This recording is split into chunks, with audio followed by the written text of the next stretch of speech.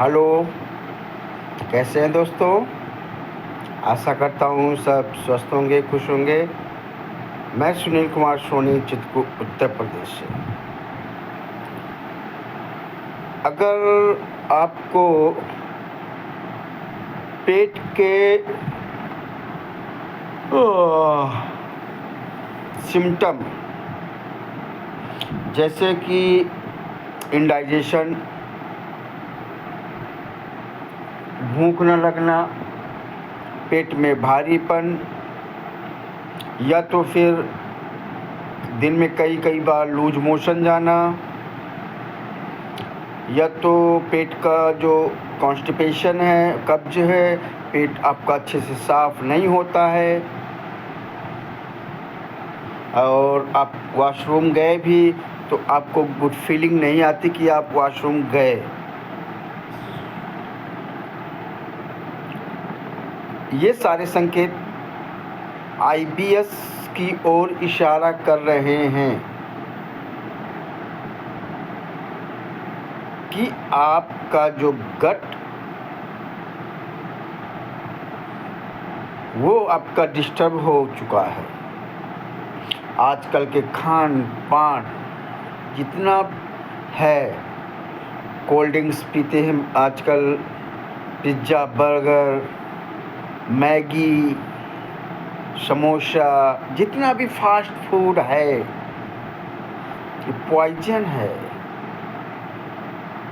जो रेगुलर खा रहे हैं वो अपने हेल्थ को बिगाड़ रहे हैं। आज नहीं तो कल उनको पता चलेगा कि ये मैं जहर खा रहा था। आप YouTube में देखिए कि जो रेगुलर खा रहे हैं पिज़्ज़ा, बर्गर, मोमोज, उनको क्या दिक्कत हो रही है बाद में। पेट में कहीं अल्सर है, कहीं लीवर में फैटी लीवर हो गया है, कहीं लीवर सिरोसिस हो गया है। गंभीर से गंभीर बीमारियां जो है इस तरह की खान पान में, चूँकि जो ये खान पान है ये उतनी शुद्धता से नहीं बनता, इसको कई प्रक्रियाएं से गुजारना पड़ता है। क्या क्या केमिकल में अरारोट, पता नहीं क्या क्या मिलाना पड़ता है, कौन सा सॉस फॉस जो है, तब आपको वो जायकेदार चटनी मिलती है। पहले के लोग क्यों नहीं बीमार होते थे? क्यों नहीं ये उनको गट इशू, हेल्थ इशू होता था? क्योंकि उनका नियम सही था, खान पीन सही था। अब आजकल के ना तो खान पीन सही है, ना नियम सही है। लेट सोना, लेट जगना, फिजिकल एक्टिविटी बिल्कुल नहीं है। कहीं जाना है थोड़ा दूर तक तो भी गाड़ी से, बाइक से जाना है। थोड़ा सा कह दो चलने के लिए तो हाँफने लगते हैं, थक जाते हैं। ये कंडीशन है आज की पीढ़ी की। मैं अपनी बात करता हूँ। हमारे यहाँ कामतानाथ जी का परिक्रमा है 5 किलोमीटर का सर्कल है, 5 किलोमीटर का। और मैं आज से नहीं 20 साल से 30 मिनट लगते हैं मुझको 5 किलोमीटर परिक्रमा करने में। 30 मिनट्स लगते हैं। ना कोई हंफी, न थकावट, ऐसा कुछ नहीं फील होता था। क्योंकि हमारा जो विद्यालय था वो जो इंटर कॉलेज था हमारा, वो ऐसे जगह में था कि चाहे इधर से जाएं चाहे इधर से जाएं 2.5 किलोमीटर तो पड़ेगा ही पड़ेगा। तो हम क्या करते थे कि चप्पल वगैरह कुछ नहीं पहनते थे, क्योंकि परिक्रमा भी लग जाता था इसी बहाने। और सुबह गए 9 बजे यहाँ से स्कूल, पढ़ाई किया, लंच टाइम में खेला कूदा, खाए पिए जो भी है। इसके बाद 3 साढ़े 3 बजे छुट्टी हुई, फिर अपना हम चले आए। आधा परिक्रमा लगा तो हमारा परिक्रमा भी लगता था। जैसे बाय द वे अगर मैं नॉर्मली सिर्फ परिक्रमा के लिए ही निकलता हूँ, अभी तो फ़िलहाल अब मैं खुद नहीं एक्टिविटी कर पाता हूँ तो मैं दूसरे को क्या बताऊँ, लेकिन अभी भी जितना है वॉक मैं करता हूँ, लगभग अभी भी 1000 मीटर तो करता ही करता हूँ, 1000-1500 मीटर। और पहले मैं 5 किलोमीटर पर डे करता था, दोनों टाइम करता था, सुबह अर्ली मॉर्निंग एंड नाइट, शाम टाइम। और मुझे 30 मिनट से ज़्यादा कभी नहीं लगा परिक्रमा। दौड़ नहीं रहा हूँ कि मैं दौड़ के बता रहा हूँ, रनिंग है। इतनी स्पीड से हम लोग रनिंग करते थे कि वो जो 5 किलोमीटर का परिक्रमा वो 30 मिनट में अभी भी हमारे यहाँ नॉर्मल लगाते हैं, रेगुलर लगाते हैं, दूर दूर से आके जो आते हैं वो लगाते हैं। अब तो मेरे पास समय नहीं बचता है, और समय बचता भी है तो आलस से, क्योंकि इस IBS ने तोड़ दिया था मुझको भी, मेंटली फिजिकली मैं बहुत ज़्यादा अपसेंट हो गया था। तो अगर आपको ऐसे कुछ भी हेल्थ इशू आ रहे हैं तो आप अपना पहले तो H. पाइलोरी ज़रूर, H. पाइलोरी टेस्ट करवाएं, एंडोस्कोपी करवाएं कि आपके आंतों में क्या दिक्कत है, क्योंकि रीज़न भी पता होना चाहिए कि आखिर ये प्रॉब्लम क्रिएट कहाँ से हो रही है। अगर रीज़न क्लियर हुए, भाई जब मान लीजिए H. पाइलोरी आपका निकला, आपने H. पाइलोरी का 15 डेज का कोर्स पूरा कर लिया, इसके बाद भी आपको पेट के इशू आ रहे हैं, आपका माइंड काम करना बंद कर रहा है, एंजाइटी डिप्रेशन आपका जा नहीं रहा है, तो you have to consult neuropsychiatric doctor. क्योंकि आजकल की भाग दौड़ भरी ज़िंदगी में केमिकल डिसबैलेंस हो जाना कोई बड़ी बात नहीं है।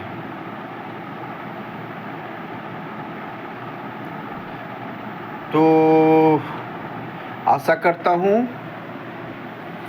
कि आप अच्छे से ट्रीटमेंट लीजिए। मेरा 4 महीने का कोर्स चला था, 99% IBS फ्री हो चुका हूँ मैं, दवा मेरी बंद हो चुकी है। मैं फिर बता रहा हूँ, मैं 2 पैथी की दवाई ले रहा था, एलोपैथ, होम्योपैथ। होम्योपैथ में doctor Santosh Kumar Paidi is the best doctor, and आप साइकियाट्री, न्यूरोसाइकियाट्री कोई भी डॉक्टर से कंसल्ट कर लीजिए। अब हर एक डॉक्टर को पता है कि IBS का जो प्रॉब्लम है वो माइंड के केमिकल डिसबैलेंस, जो गट और माइंड का कनेक्शन है वो डिस्कनेक्ट हो गया है। मैं खुद बता रहा हूँ कि मेरा पेट में इतना भारीपन रहता था कि मैं बयां नहीं कर सकता उसको। मैं फील कैसे काम करता था, भूख का नाम ही नहीं। जो भूख लगती थी तो थोड़ा सा खाओ, पेट भर गया, ये कंडीशन थी। और हमेशा मेरा यहाँ पे दर्द बना ही रहता था, यहाँ पे लीवर के नीचे जो है, यहाँ पे गैस इकट्ठी ही रहती थी मेरी। गैस यहाँ पे जैसे दबाओ तो दर्द करता था, जब डकारता था, जब यहाँ की गैस निकलती थी तब थोड़ा सा रिलैक्स मिलता था। लेकिन जब से मैंने न्यूरोसाइकियाट्री डॉक्टर का कोर्स किया है और उधर डॉक्टर संतोष कुमार पैदी जी का कोर्स किया है होम्योपैथ में, तो ऐसा जादू हुआ कि जो मेरा यहाँ 2017 से यहाँ की गैस, यहाँ का जो दर्द था वो गया नहीं था। सब भगवान की दया सही हो गया है। पेट भी बिल्कुल हल्का होता रहता है मेरा, चाहे खाना खा लूँ कितना भी, और मुझे गुड फीलिंग आती है। फ्रेश होने जाता हूँ तो गुड फीलिंग आती है। वॉशरूम जो गया, पहले ऐसा नहीं था। पहले फ्रेश होता भी था तो भी पेट के अंदर भारीपन बना ही रहता था। कुछ खाओ अदरवाइज ना खाओ, पेट की सिम्टम नहीं जा रहे थे। और धीरे धीरे पता नहीं मैं कब एंजाइटी डिप्रेशन में पहुंच गया। 2024 से इतना ज़्यादा डिप्रेशन एंजाइटी होने लगी, मुझे दीन दुनिया किसी से कोई मतलब नहीं, कौन क्या कर रहा है कुछ मतलब नहीं। मैं अपने आप को भी देख रहा था कि मैं कैसे ठीक हूँ। बस घर में क्या हो रहा है, परिवार में क्या हो रहा है, अगल बगल मेरे क्या हो रहा है, मुझे इससे कोई मतलब नहीं। I don't care about anything. मुझे किसी के बारे में कोई दिलचस्पी नहीं थी, ना किसी से बात करना, ना हंसना। काम काम काम काम क्यों कि थोड़ा सा मेरा माइंड बटा रहा है, बट नहीं, ऐसा नहीं। मैं काम भी कर रहा हूँ, फिर भी मेरी एंजाइटी, दिमाग मेरा चल रहा है, सोच रहा है। यही जो सर्कल सोचने का था, तो 2024 से फिर मेरा शरीर ऐसा डाउन हुआ कि अब 40 किलो वेट बचा था मेरा। खुदा भगवान का शुक्र है कि आप लोग भी ट्रीटमेंट लीजिए सही से, जिससे आप भी IBS से निकले।